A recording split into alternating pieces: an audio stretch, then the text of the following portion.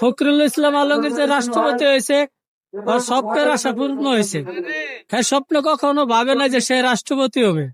তা আল্লাহ তাআলার বিধান, যার যেন ক্ষমতা বসার দরকার হেন আল্লাহ তাআলা বসায় দেয়। না, তার তার কাজটা হয়েছে যে আল্লাহ যে বসাইছে, আল্লাহ ক্ষমতা ডাক সেইভাবে জনগণের মধ্যে হাসি ফুটাইতে পারে কিনা।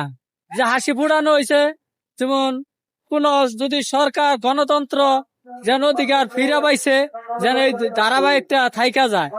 রাষ্ট্রপতির কাম হয়েছে যে গণতন্ত্রের পক্ষে সে সবসময় কথা বলবে, আর রাষ্ট্রপতি যদি এই কথাটা না বলে তাহলে রাষ্ট্রপতির জন্য সে ব্যর্থ হইতেও পারে কখনো। তাই বলতে চাই, এই ফখরুল ইসলাম আলমগীর এই 5 বছর তারা ক্ষমতায় বসছে বিএনপির পক্ষ থেকে, এবং 300 আসনের মধ্যে সে 250টি ভোট পাইছে। খুব ভালো, যে সংখ্যাগরিষ্ঠ অনেক, যে নজিরবিহীন রেকর্ড করছে ফখরুল ইসলাম আলমগীর 250 ভোট পেয়া। আর তার প্রতিপক্ষ দল যে দাঁড়াইছিল ওই কর্নেল অলি, হে পাইছে 88টা ভোট। হে যাক দুজনই ভালো লোক ছিল।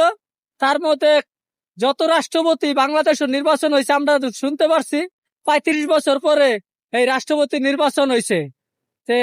এই নির্বাচনের জন্য বাংলাদেশের মানুষ, আমার বয়স 35ও না, তারপরে আমরা দেখে যাইতে পারলাম যে রাষ্ট্রপতি নির্বাচন কিভাবে হয়।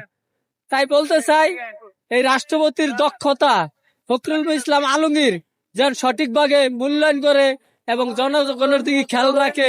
হ্যাঁ, যে দেশের যে সরকার আছে তারেক রহমান, এর প্রতিও যেন খেয়াল রাখে, হ্যাঁ যেন কোনো ভুল ত্রুটি কথা না বলে, সবসময় দেশের গরিব মানুষের দিকে সে কথা বলে।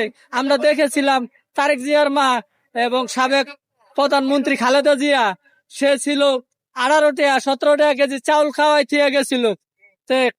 যেন এইভাবে যেন চালের বাজার নিত্য পর্যন্তের দিন ওই সবজি শাক সবজি মানুষের গরিব মানুষের যে খাদ্য সামগ্রী খাবার গুলো আছে সেগুলা যদি সে কমিয়ে রাখতে পারে এবং যদি সে 30-এর মধ্যে আনতে পারে, তাইলে ওর মায়ের আত্মা শান্তি পাবে, জনগণের মানুষের কাছে দোয়া পাবে, আল্লাহ বেহেশত নসিব করবে জনগণের দোয়া, গরিব মানুষের দোয়া পাইয়া।